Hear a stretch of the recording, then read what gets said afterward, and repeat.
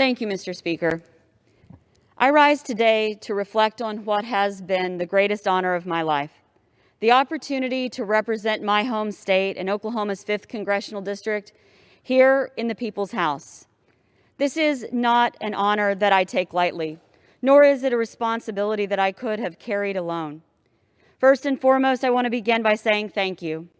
Thank you to my family, to my parents, grandparents, great-grandparents, my friends, and all of those who have supported me throughout my life, who taught me the lessons about caring for our community, lessons about hard work and determination, about living the golden rule, the Oklahoma standard. Thank you to all my teachers and guiding voices who showed me through words and actions the value of service, the importance of showing up for each other and standing up for what's right. Thank you to Oklahomans who've shown up to make their voices heard. It is because of you we were able to accomplish everything we did. It is because of you that we were able to do what others said could not be done. And I want to express my gratitude for my staff, who worked day and night to serve the 5th District. My legislative team, who made sure that with every vote I took, I did what was right for Oklahoma. My caseworkers, who are nothing short of lifesavers. Their work to help veterans and seniors, to help workers in small businesses and struggling families during this pandemic literally saved lives. Each and every one of my staff pushed themselves, not for any personal end, not to make a political point, but to serve a district and people that they care about, to help people who need it, and to make Oklahomans heard in Congress. After all, that's why we're here, members and staff alike. We are here to serve. And public service means putting the best interest of others before ourselves. Service means listening to and working with others even when we disagree. Service is not about winning at all cost. It's not about us versus them. It's about all of us working together. Service means leaving the world and our country a better place than we found it. I still believe that we can do that we must do that we must leave this country better than we found it. And no, it's not easy. It takes work, but it is worth it. During the 116th Congress, I held 54 town halls, a record for Oklahoma's 5th District. I met with thousands of Oklahomans, individuals, businesses, and organizations. It was worth it because connecting with constituents and making sure their voices are heard is a critical part of this job.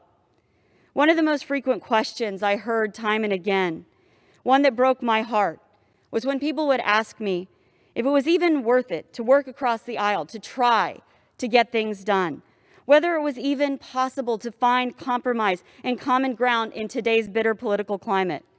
And my answer was the same every time. Absolutely. We can and we must. We've done it before. Compromise takes hard work because it's always easier to walk away from the table, to point fingers than it is to find a path forward. But finding common ground is worth it every time. Because when we talk about service and working on behalf of our districts, to me, the best service we can provide here in Congress is putting politics aside and getting the work done for the people we represent. It is with hard work and commitment to talking to each other that we can do that.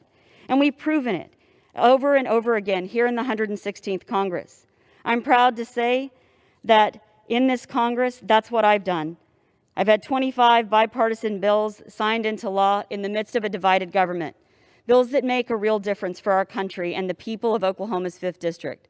Legislation like the Military Tenants Bill of Rights and the Military Homes Act, which work to address substandard and unsafe housing on our military bases.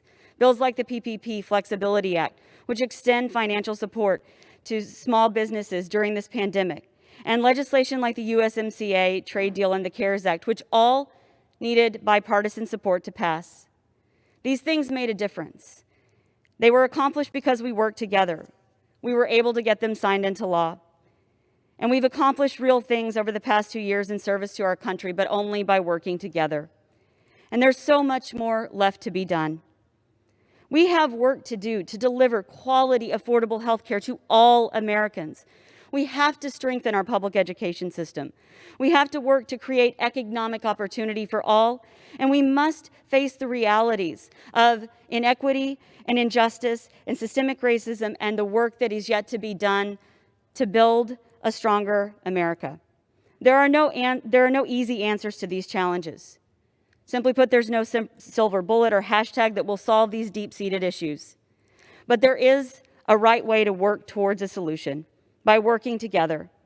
At this moment of fear and division, we have a choice: to retreat into our corners and find ourselves pitted against each other, to fall further into this well of darkness, or to come together and find a pathway back to civility, to remember that our neighbors' fears and struggles and challenges are not that different from our own. This is the choice each of us must make.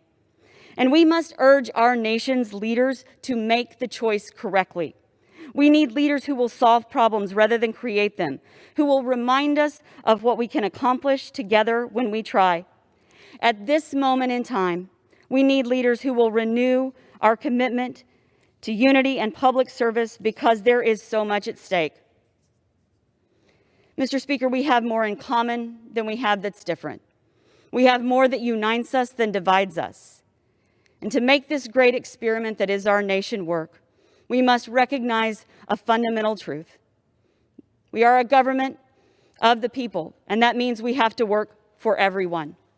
We're a government by the people, not by a party, not by two separate peoples, by the people. And to move ourselves forward for the people.